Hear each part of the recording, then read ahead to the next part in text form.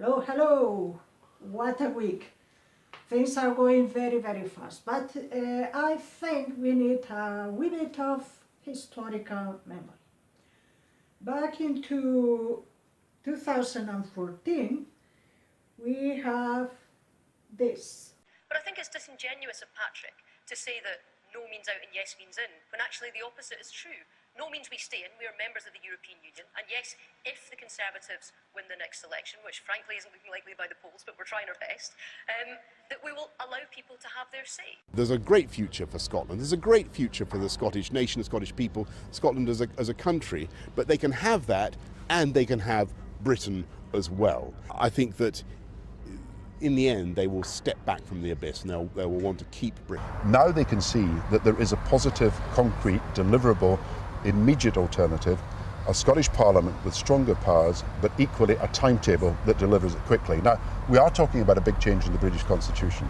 It's like Home Rule within the United Kingdom.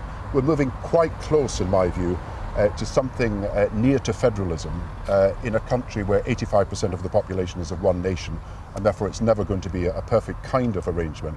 So change is in the air and change is coming. I'm not trying to rewrite the Constitution of the United Kingdom. I'm saying that this is the right way ahead for Scotland. It also makes sense for the rest of the United Kingdom. It is not at the expense of the regions and nations, but equally it is a demand that has come from Scotland for change, and it's a demand that should be met. Right. More powers for the Parliament, fairness is the principle of allocation in the United Kingdom, and the ability to spend the money that is necessary by raising revenues ourselves on the National Health Service so that we are in a position to fund it properly, irrespective of what happens. Remember the vow? The front page pledge made in the dying days of the referendum by Labour, the Lib Dems and Conservatives to deliver more powers for Scotland? Well, that was so 2014. Labour's big new pledge is the Vow Plus. As the architect of the original vow, it was up to Gordon Brown to lend his political weight to the enhanced pledge. I think the Smith Commission did the right thing. I think the vow was the right thing to do, but I think we can now build on it. The vow is the beginning and not the end of the matter. Yes, indeed. Mr. Gordon Brown was given a BBC free platform during almost 10 days or so before the referendum of independence. And now, precisely now, the Gordon Brown has something important to say. There's no news on the BBC. Listen to this.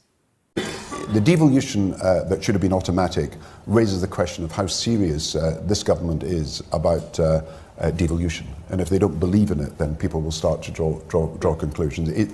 There is more centralisation going to take place in Whitehall as a result of leaving the European Union, because all these powers are going back to Whitehall from Brussels. And so in relation to Scotland, Wales and Northern Ireland, this is a far more centralised Britain that you would have after March next year. There is no doubt that the Scottish Parliament has ambitions, including Labour, possibly some Conservatives, certainly Liberals as well as Nationalists, to have a role in some of these decisions that would be classified as out of bounds for the Parliament at the moment. And I personally think that you've got to be flexible about these issues. What I've noticed in the last 2 years is a far less flexible attitude to how the union should develop in the future. So you have all the rhetoric about our precious union. These are the words you always get, our precious union. But actually, the openness to honouring the devolution settlement has diminished, and that's the problem. So I don't see why the Scottish Parliament shouldn't be able to sign a treaty with the European Union on a devolved matter, not on non-devolved matters, but on a devolved matter. And I don't see why, even if we were outside the European Union, that would be prevented. And I don't see that in devolved areas that Westminster should try to say that this is not possible. So I think that's an open debate about what should happen. Now, it is important to remember also what Cameron said on the 19th of October in 2014. The people of Scotland have spoken, and it is a clear result. They have kept our country of 4 nations together. In Wales, there are proposals to give the Welsh Government and Assembly more powers. And I want Wales to be at the heart of the debate on how to make our United Kingdom work for all our nations. In Northern Ireland, we must work to ensure that the devolved institutions function effectively. But I have long believed that a crucial part missing from this national discussion is England. We have heard the voice of Scotland, and now the millions of voices of England must also be heard. The question of English votes for English laws, the so-called West Lothian question, requires a decisive answer. So just as Scotland will vote separately in the Scottish Parliament on their issues of tax, spending and welfare, so too England, as well as Wales and Northern Ireland, should be able to vote on these issues. And now, oh goodness me, we're here with Brexit. With Scotland, no one's mentioned it in the draft agreement. I was checking the news, and I always have a look at the news in the morning.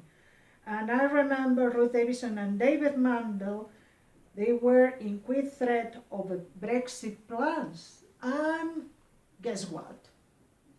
This. The Scottish Tory leader and Scottish Secretary would be prepared to resign their positions in a row over the Prime Minister's Brexit strategy. In a letter to Theresa May, Ruth Davidson and David Mundell said they will not support any Brexit deal which undermines the UK by introducing different arrangements for Northern Ireland. Your now ex-cabinet colleague Dominic Raab resigned today because he said the regulatory regime proposed for Northern Ireland presents a real threat to the integrity of the United Kingdom. That's exactly what you warned in a letter to the Prime Minister only a couple of months ago. I'm not going to be bounced into resigning by carpetbaggers.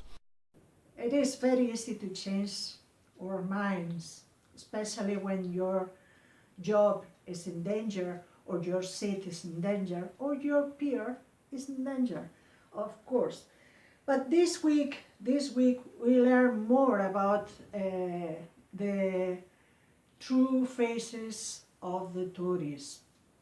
And the First Minister of Scotland was quite clear, was crystal clear, defending the rights and the interests of Scotland. She was on fire on First Minister questions. Listen to this. We've learnt over the last 2 years that the First Minister has become a great fan of unions. So can the First Minister explain why would it be in Scotland's interest to fracture the one union that matters most to us, our own, with the rest of the United Kingdom? First Minister.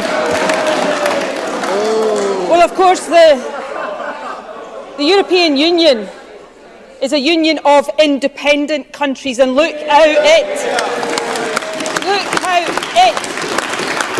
has stood by and stood up for Ireland over these last 2 years. By contrast, as I said to the Prime Minister on the telephone just last night, the United Kingdom government has ignored Scotland, sidelined Scotland, cast aside Scotland's interests, now stands on the brink not just of taking us out of the European Union against our will, or taking us out of the single market against our interests. They now stand on the brink of placing Scotland at a real competitive disadvantage with Northern Ireland. That's not an academic or an abstract argument. That will have real implications for jobs and living standards and investment in Scotland. So I don't think the Tories care a jot about that. Of course, it's not so long ago that the Secretary of State for Scotland, the leader of the Scottish Conservatives, were saying that if there was a separate relationship with the UK for Northern Ireland, they would resign. Where is David Mundell today? You know, I always thought it was a really odd position for Ruth Davidson and David Mundell to argue against Northern Ireland getting a deal that protects their vital interests. Instead of arguing for Scotland to get a similar deal, it was standing up for the DUP rather than standing up for Scotland. But, you know, having chosen that red line, and they chose it, then it is really, really hard to see how they stay in office after today with a shred of credibility. Let me quote the letter from David Mundell and Ruth Davidson just a few weeks ago. Any deal that undermines the integrity of the UK internal market or of the United Kingdom, that was a red line. They were briefing, that was a resignation issue. And then you've got Dominic Raab today, the Brexit Secretary, who's been involved in these negotiations, been very clear. This deal presents a very real threat to the integrity of the United Kingdom. Esther McVey saying exactly the same. Now, if I was as cynical and as completely self-serving as the Tories, that actually might tempt me to vote for this deal, but I am not. But what is absolutely unclear to me is how David Mundell or Ruth Davidson can have any other option but to follow through on the principled commitment that they made. So, with everything that's going on, and acknowledging that, will she now take her threat of a second independence referendum and all the additional disruption that would cause off the table? Will she, yes or no? First Minister. Talk about tired old rhetoric. There's only one person in this chamber indulging in that today. And what a nerve for Jackson Carlaw to come to this chamber and talk about the importance of finding solutions for Northern Ireland. It was David Mundell and Ruth Davidson who wrote to the Prime Minister opposing a separate deal for Northern Ireland. All I'm asking for is if Northern Ireland is to get a separate deal for very good reasons, I support that, then Scotland should not be placed at a disadvantage as a result of that. And as for Jackson Carlaw's statement that the Scottish Government has been, destructive to the negotiations, Scotland hasn't been allowed into these negotiations. We haven't had the opportunity to be destructive to the negotiations. Now, I do support remaining in the European Union. I've been consistent about that. But from day one, I have put forward compromises. I have put forward the compromise of the UK staying in the single market and the customs union. I've lost count of the number of times I have asked the Prime Minister to consider that sensible option. But she's been too busy pandering to the likes of Jacob Rees-Mogg. Well, I think the chickens are going to come home to roost on that today, as Jacob Rees-Mogg and his colleagues probably bring her down. I'm pretty confident, because I'll put my case to the Scottish people, that I'll be First Minister after the next Scottish election. I'm not confident the Prime Minister will be in office by the end of today, such as the shambles she has created of these negotiations. And as I said earlier on, she should be ashamed of that. Jackson Carlaw should be ashamed of that. And every single Tory in the country should be ashamed of the mess they're creating for people the length and breadth of the UK. Of course, there are journalists that they are not doing their job properly. And in fact, the First Minister of Scotland was very angry. She said, "This is outrageous. My office got a call around 6 p.m. last night to offer a meeting this morning. Purpose not clear. I wasn't prepared to cancel my constituency commitments at such short notice for the Scottish Government to yet again have to hear empty platitudes rather than be listened to." Of course, Scotland deserves respect, full respect. So, watching the news, you can see every day just one face of the Queen. So we need a fair and balanced media, and that's why I support and I collaborate with Broadcasting Scotland. Broadcasting Scotland wants to be your channel, a fair and balanced channel for everyone with the two faces of the Queen. Not just one, and without blackout, because these things that I just told you about are important for you. Historical memory and the files and all files are very, very important to see the entire picture. They have a lot to offer to you from a Scottish perspective.